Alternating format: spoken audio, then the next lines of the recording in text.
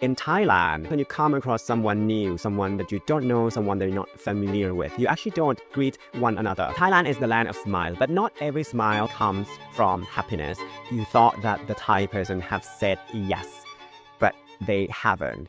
In today's episode, we're going to talk about some common misunderstandings that occur repetitively, especially to people that have moved to Thailand recently or people who have been here just for a little while.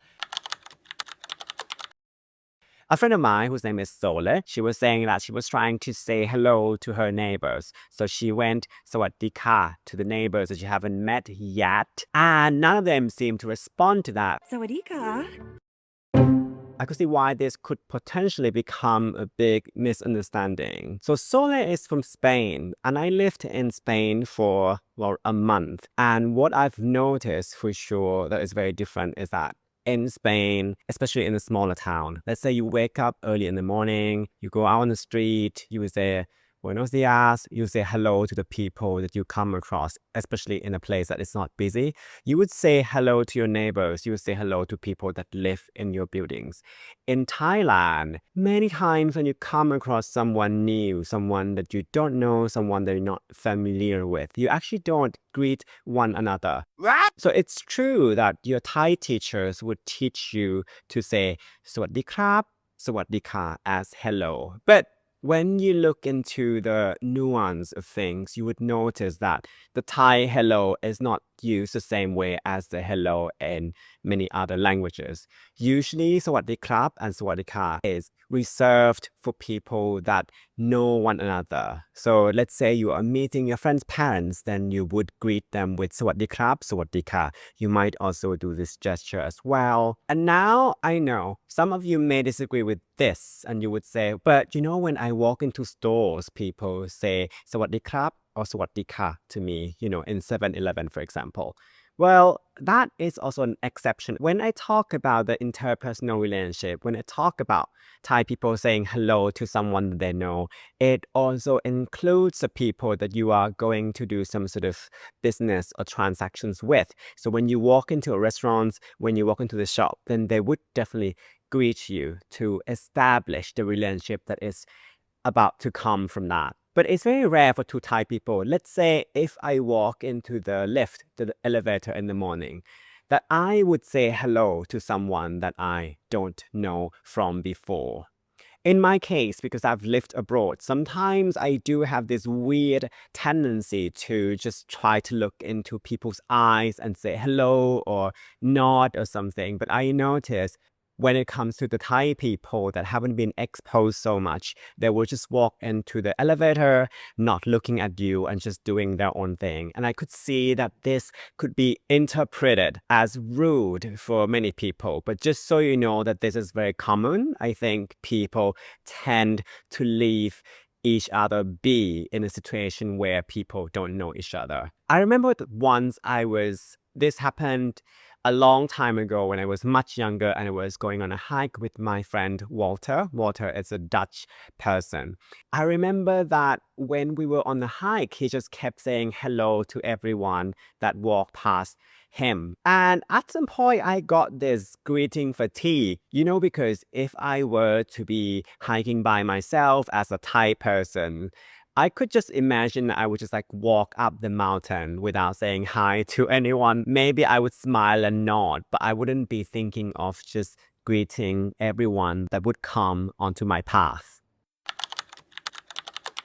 I think people's behavior would change the more they would interact with people from more cultures. But just so you know that when you try to say "Sawadee krap," "Sawadee ka," or hello to your Thai neighbors, people that you don't know yet and they don't respond, just don't take it too hard, too much. But of course, sometimes you could also come across rude people as well. But I think most of the time it's unintentional. They're just not used to it. The next misunderstanding might come from the pronunciation itself. The English proficiency in Thailand is pretty low in the world. And when you compare it to the countries in Southeast Asia, I think Thailand ranks almost at the bottom, which is not surprising and surprising at the same time. Anyway, the pronunciation of the Thai people can confuse you, and sometimes it could cause this controversy worldwide as well. Just some weeks ago, there was this drama which happened into the Miss Universe event, which took place in Thailand. The Thai director of this event was telling a contestant off. He was saying something along the line of, if you don't do this, then you're going to be the damage for us, something along that line. So the keyword is damage. But because of his Thai accent, he said, if you don't do this, you are damaged. And when he said damaged, it sounds like dumb head, damaged, dumb head. So people in the world is now accusing him of using the word dumb head to this Miss Universe contestant. I'm not trying to clear his behavior because it was actually quite awful, but I just want to point out that sometimes mispronunciation that comes from the Thai people could cause confusion. So if you hear a Thai person saying something that you find offensive and you're not sure, then ask them to clarify again and spell it out. I have a funny story. One time I was meeting up with a friend of mine. He was about to have a job interview or doing something important. And I just wanted to console him. So I said to him, I don't think that things would go awry. This expression, when things go awry, when things go bad. But back then, I don't know that the word awry is pronounced that way. I thought it was awry because it's written A-W-R-Y. So I told him no worries, things don't go awry. And he was like, what did you say? I was like, awry, like horrible, like going bad. And he's like, can you spell it out? And I told him A-W-R-Y. And he's like, damn, that is awry, not awry. And I realized I've been using this one word for the longest time and nobody corrected me, probably nobody understood me before that, but they just didn't want to ask what I really meant. So yeah, I think that if a Thai person says something that you don't understand and you think that they could appreciate what you are going to tell them, what you are going to correct them, then just do it in a polite and kind gesture. I would do the same when it comes to people that are learning Thai and making a grave mistake or saying something that I don't understand. I would definitely ask them to repeat. The next misunderstanding could come from the fact that you thought that the Thai person have said yes, but they haven't. I have made this video about the fact that actually in the Thai language, there is no such thing as yes. I know, it sounds a bit of a controversial statement, but what I mean is that there is no yes in the Thai language the same way that German has ja and Spanish has si. In Thai, the word chai, for example, means correct. And when we want to affirm something, we often just use the verb. Watch this video if you want to learn more about this. The fact that the word yes doesn't exist in the Thai vocab the same way as other languages means that sometimes the Thai people that are not very acquainted with English would use the word yes in the way that they just interpret it themselves. So in many situations, I notice that when the Thai person says yes, they don't always mean that they say yes, that they agree to do it. Let's say you are a boss and you wanted to ask your staff, your employee to do a certain things, and then the Thai person say, yes, yes, yes.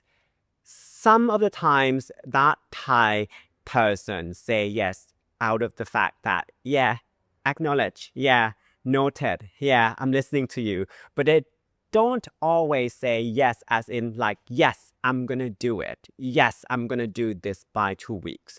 So my recommendation for this is that when you would like things to move on for sure, when you want to know that yes is a yes for yes, I'm gonna do this for you, then just make sure that you set a time frame so you know for sure that this thing is gonna happen, because otherwise sometimes the yes is just the acknowledgement of your speech. And I think this happens especially in Thailand because I think this culture in particular is quite agreeable as a culture. You would see people nodding a lot while listening to someone speaking. Like I do that all the time. And I notice it that, when I compare myself to my friends who are, let's say, Westerners, I nod a lot more when I was listening to someone talking. But nodding or saying yes doesn't always mean that I agree or that I would do that. But it's like, getting in, absorbing. The next misunderstanding is the smile. Thailand is the land of smile, but not every smile comes from happiness. I've heard a lot of stories. Actually, I witnessed this by myself as well, being a Thai person living in Thailand. Often people who are traumatized, not just Thailand in particular, but just a lot of people in the world. Sometimes they would tell these traumatic stories with a smile. And that is the way that people use the smile as a defense mechanism. And Thai people do that a lot too. Sometimes they would talk about the death of someone and they would kind of having this smile on their face. I'm sure that this case is very obvious. But when it comes to some other certain smiles, maybe it would confuse a lot of people. For example, when you ask a Thai person about some information and they don't know, a lot of Thais, including myself too, would be smiling as in we don't know. I'm sure that this is not only just with the Thai, but I can imagine, for example, if you're from Eastern European countries, you wouldn't smile when you don't know the answer. You wouldn't smile when things got awkward. But for the Thais, when things get awkward, when you don't know the answer, you'll be like, I don't know the answer. So next time if it upsets you, just remember that this is how a lot of people are wired, and this is their defense mechanism to smile, to conceal certain emotions, as well as being happy and feeling so many other emotions as well. This smile definitely comes from happiness. One, because you watched this episode and you've been following my channel. And second is because in this episode, this outfit has been sponsored by Banyan Tide. Thank you, Banyan Tide, for this very beautiful and comfortable shirt. If you like it, then go to this QR code to purchase this shirt and more. Thank you so much for watching this episode, and don't forget to click the like button, subscribe to this channel. If you would like to support this show, then you can do so on buymeacoffee.com/realthailander or as the QR code that appears on the screen right now. Thank you so much. สวัสดีครับ